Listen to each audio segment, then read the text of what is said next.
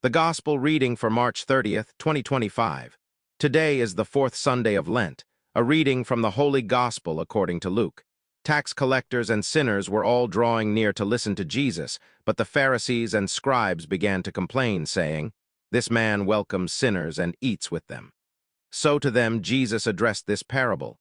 A man had 2 sons, and the younger son said to his father, "Father, give me the share of your estate that should come to me." So the father divided the property between them. After a few days, the younger son collected all his belongings and set off to a distant country where he squandered his inheritance on a life of dissipation. When he had freely spent everything, a severe famine struck that country, and he found himself in dire need. So he hired himself out to one of the local citizens who sent him to his farm to tend the swine. And he longed to eat his fill of the pods on which the swine fed, but nobody gave him any. Coming to his senses, he thought, "How many of my father's hired workers have more than enough food to eat, but here am I, dying from hunger. I shall get up and go to my father, and I shall say to him, 'Father, I have sinned against heaven and against you. I no longer deserve to be called your son. Treat me as you would treat one of your hired workers.' So he got up and went back to his father. While he was still a long way off, his father caught sight of him and was filled with compassion. He ran to his son, embraced him, and kissed him.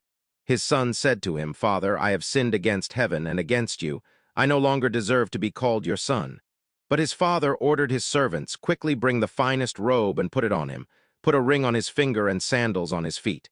Take the fattened calf and slaughter it. Then let us celebrate with a feast, because this son of mine was dead and has come to life again. He was lost and has been found.' Then the celebration began. Now the older son had been out in the field, and on his way back, as he neared the house, he heard the sound of music and dancing. He called one of the servants and asked what this might mean.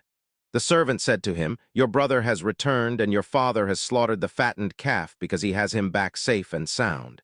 He became angry, and when he refused to enter the house, his father came out and pleaded with him. He said to his father in reply, 'Look, all these years I served you, and not once did I disobey your orders. Yet you never gave me even a young goat to feast on with my friends. But when your son returns who swallowed up your property with prostitutes, for him you slaughter the fattened calf.' He said to him, 'My son, you are here with me always. Everything I have is yours.